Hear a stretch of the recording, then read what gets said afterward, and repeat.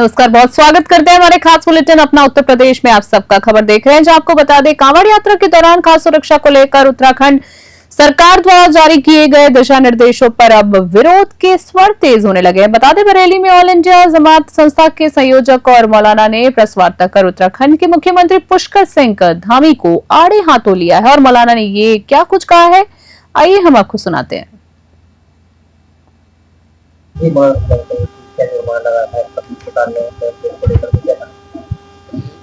देखिए, कांवड़ यात्रा शुरू हो गई है और मैं चाहता हूं कि ये पर्व बहुत अच्छे से अमन शांति के साथ में ये गुजरे और किसी तरीके से कोई इसमें विवाद तनाजा खड़ा ना हो और सकुशल जो है वो ये कार्यक्रम मुकम्मल हो जाए। मगर इसके साथ साथ में जो आजकल घटनाएं हो रही हैं और वाकयात चल रहे हैं, ये गंभीर इशू है और ये चिंता है। पूरे भारत के मुसलमान चिंतित हैं इस मामले को लेकर के कि नेम प्लेट, फिर उसके बाद में नेम प्लेट के साथ साथ में कुछ असामाजिक तत्व वहां ठेले लगाने वाले के पास पहुंचते हैं, नाम पूछते हैं, नाम से कुछ जाहिर नहीं हो पाता, कुछ समझ में नहीं आ पाता तो उसकी पैंट उतारी जाती है। ये क्या तरीका है, ये कैसी कानून व्यवस्था है? फिर कट्टरपंथी विचारधारा में और इन असामाजिक तत्वों में क्या फर्क रहेगा, क्या तमीज रहेगी? फिर किसका गिला शिकवा आप करेंगे? कितनी निहायत शर्मनाक ये हरकत है पैंट उतारने वाली। दूसरी तरफ मुसलमानों को दोषी ठहराया जाता है और दूसरी तरफ खुद आप जुर्म करते हैं। ऐसे लोगों के खिलाफ कानूनी कार्रवाई होना चाहिए। और इस्लाम अपने अनुयायियों को एक दायरे में रहने की बात कहता है और इसमें इस्लाम ने स्पष्ट नजरिए के साथ में कहा कि मुसलमान अपनी पहचान न छुपाएं, अपना नाम अपनी शनाख्त के साथ में जिंदा रहें, बताएं। और इसके अलावा खाद्य रसद विभाग में जब कोई शख्स अपने फर्म को देखकर रजिस्ट्रेशन कराने जाता है तो उसके नाम से रजिस्ट्रेशन होता है। मैं ये कहूंगा कि जो लोग भी काम करने वाले लोग हैं, ठेला खोंचा होटल वाले लोग हैं, वो अपनी फर्म का नाम जरूर लिखें। किसी को कहने का कोई मौका न दे, किसी को इतराज करने का कोई मौका न दे। मगर इस पर तीसरा तमाशा उत्तराखंड गवर्नमेंट का देखिए कि वह मुख्यमंत्री पुष्कर सिंह धामी हिंदुओं के अलंबरदार बनना चाहते हैं। वो चाहते हैं उत्तर प्रदेश के मुख्यमंत्री योगी आदित्यनाथ से भी हिंदुओं के हितों, उनके अलंबरदार में आगे बढ़ जाएं। और मुख्यमंत्री की वो दूसरा आसाम का मुख्यमंत्री हेमंत विश्व शर्मा, वो भी चाहता है योगी जी से मैं आगे हो जाऊं, मगर योगी जी का जो मकाम है वो मकाम रहेगा, उनसे आगे कोई नहीं बढ़ सकता। जिले के नवीन मॉडर्न थाना क्षेत्र के बेल्हा राघव गांव से एक शर्मनाक मामला सामने आया। आपको बता दें मौलाना के भेष में छिपे मुस्ताक और मुमताज नाम के दो सगे भाइयों पर महिलाओं ने झाड़ फूक और ताबीज के बहाने अश्लील हरकतें करने, जबरन यौन संबंध बनाने और धर्म परिवर्तन का दबाव डालने जैसे गंभीर आरोप लगाए। साथ ही बता दें पीड़ित महिलाओं का कहना है कि बाबा पहले उन्हें बुरी छाया, जादू टोने का डर दिखाकर इलाज के नाम पर 15 से 20 हजार वसूलते थे, फिर एकांत में ले जाकर उनका शोषण करते थे। महिलाओं ने यह भी बताया है कि बाबा की बहन रेशमा इस पूरे गोरख धंधे में सहयोगी है, जो भोली भाली महिलाओं को झांसा देकर बाबा के पास भेजती है। पीड़िताओं ने 29 जून को एसडीएम इकोना को शिकायत पत्र सौंपा और पूरे मामले की उच्च स्तरीय जांच और कड़ी कार्रवाई की मांग की है। ग्रामीणों और सामाजिक कार्यकर्ताओं का कहना है कि ये घिनौना धंधा पिछले 15 से 20 वर्षों से चल रहा है, लेकिन अब तक आरोपी हर बार बचता रहा। श्रावस्ती से ब्यूरो रिपोर्ट। क्या समस्या है आपको? समस्या सर ये है कि मुस्ताक के यहाँ अगर कोई तकलीफ परेशानी रहती है तो वहाँ वो दुआ ताबीज़ बनाते हैं और वहाँ जाओ तो उनके मैसेज जहाँ जो बहन है वो फसला बहका कर ले जाती है कि हमारे भाई मुस्ताक और मुमताज दुआ ताबीज़ कर देंगे, झाड़ फूक देंगे तो अच्छी हो जाओगी। उसके बाद में वो पर्दे की आड़ में गलत काम करते हैं। जब झड़ाने फुकाने जाओ तो वो छेड़खानी करते हैं, छेड़ते हैं और जब बोलो कि अपने घर वालों परिवार से बता दूंगी तो सर वो धमकी देते हैं जान से मारने की, कि आपको जान से मार दूंगा।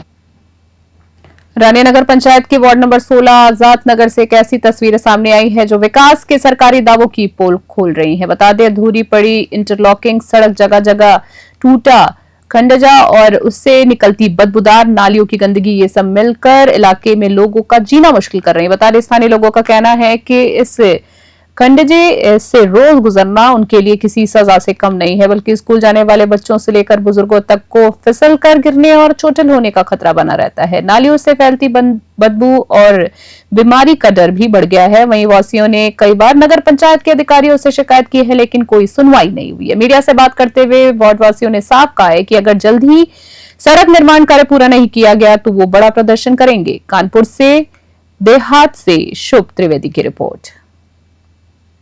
समस्या हमारी भी पूरे गांव की समस्या है। आज एक बहू गिर गई थी, हम भी आए थे कानपुर से अपने पेड़ में पानी लगाने के लिए, तो आज चाची हमें मिल गई रास्ते में, तो हमें बताया बहू गिर गई थी, नाती के भी चोट लग गई। तो जब हम अंदर गए तो कई लोगों को चोट लगी। एक बच्चा मोनूपाल है जिसका वीडियो लिया आप लोगों ने, हमें तो बाद में पता चला है, उसकी भी आपने वीडियो खींच रखी है। 16 नंबर। कितने दिनों से समस्या है ये क्या सड़क नहीं बनी है क्या? हाँ, ये शुरू में हमारे प्रधान जी, तो बाद में हमारी पता नहीं, तो तीन के हमने लगवाया था। 6-7 साल से यहाँ कोई कार्य नहीं हुआ, जबकि पानी हर वर्ष भर जाता है। खरिंजा के 2-3 साल बाद यहाँ पानी भरना शुरू हो गया था। जाते हैं स्कूल बच्चे, आधे से ज्यादा बच्चे जाते नहीं, इसी कीचड़ की वजह से नहीं जाते। अब आप सुबह जैसे बहू थी, वो बच्चे को तो छोड़ने आई थी, वो खुद गिरी और बच्चा भी गिरा। कौन सा वार्ड है? 16 नंबर। क्या चाहते हैं आप अधिकारी? हम ये चाहते हैं कि हमारे माननीय जिला अधिकारी महोदय और सांसद जी भोले सिंह ने शुरुआत में हम लोगों की आवाज सुनी। जब हमने 3-4 साल पहले आवाज लगाई थी तो पिछले वर्ष काम शुरू हुआ, पीछे से काम हो गया, यहाँ से ईंटा जमा हुए तो बीच में भी जमा होता है। आप क्या चाहते हैं? ये हम चाहते थे कि जो यहाँ से ईंटा उठ के पीछे से लग के आया। जिले के मलावन थाना क्षेत्र स्थित गांव मधुपुरा के समीप हाईवे पर उस वक्त हड़कंप मच गया जब लोगों ने एक युवक का शव सड़क किनारे पड़ा देखा। बता दें, सूचना मिलते ही पुलिस मौके पर पहुंची और शव को कब्जे में लेकर पोस्टमार्टम के लिए भेज दिया है। मृतक की पहचान 25 वर्षीय सत्यदेव के रूप में हुई है, जो हाथरस जनपद के नूरपुर गांव का निवासी बताया जा रहा है। साथ ही आपको बता दें, सत्यदेव की ससुराल एटा के गाँव में घर बताया जा रहा है और वो वहीं आया हुआ था। बता दें, आशंका जताई जा रही है कि देर रात किसी अज्ञात वाहन ने टक्कर मारी, जिससे मौके पर ही उसकी मौत हो गई। एटा से ब्यूरो रिपोर्ट। सूबेदार कहाँ के रहने वाले हैं आप? नूरपुर। थाना कौन सा लगता है? जनपद हाथरस। कौन है आपके जो भाई है? सगे भाई हैं? तो ये कैसे क्या घटना हुई, क्या पता चला है आपको? कैसे क्या घटना हुई है इनकी? ये ससुराल गया था। ससुराल कहाँ पे है? ये यहाँ पर मलावन। मलावन में कुछ, मलावन के आसपास गांव है या कस्बा मलावन? गांव है। कौन सा गांव है? ये लड़ूपुरा, कौन सा गांव है? जिले से एक चौंकाने वाला मामला सामने आया है, जहां नकली पनीर की बड़ी खेप पकड़ी गई है। खाद्य सुरक्षा विभाग की टीम ने गवा कस्बे में छापेमारी कर मुखबिर की सूचना पर 119 क्विंटल पनीर से लदी गाड़ी को जब्त किया है। बताया जा रहा है कि ये नकली पनीर बाहरी जिलों से लाया जा रहा था और संभल के होटलों और बाजारों में ऊंचे दामों पर बेचा जा रहा था। खाद्य सुरक्षा अधिकारियों ने मौके पर ही बड़ी मात्रा में नकली पनीर नष्ट कर दिया है और कुछ सैंपल जांच के लिए भेज दिए हैं। सस्ती कीमत पर तैयार किए जा रहे इस नकली पनीर में मिलावट की आशंका बताई जा रही है, जो लोगों की सेहत से खुला खिलवाड़ है। फिलहाल मामले की गंभीरता को देखते हुए जांच जारी है। संभल से सोनू वर्णेश की रिपोर्ट।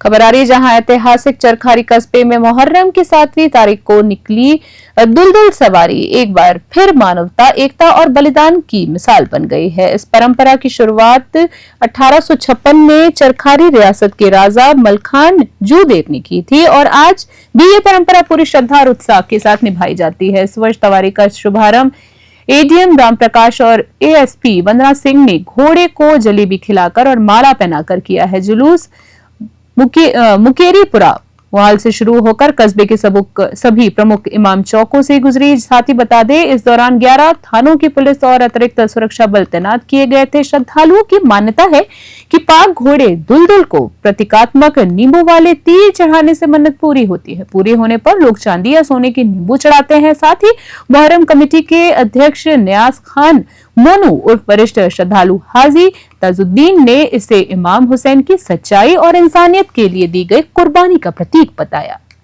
महोबा से इफ्तिखार की रिपोर्ट।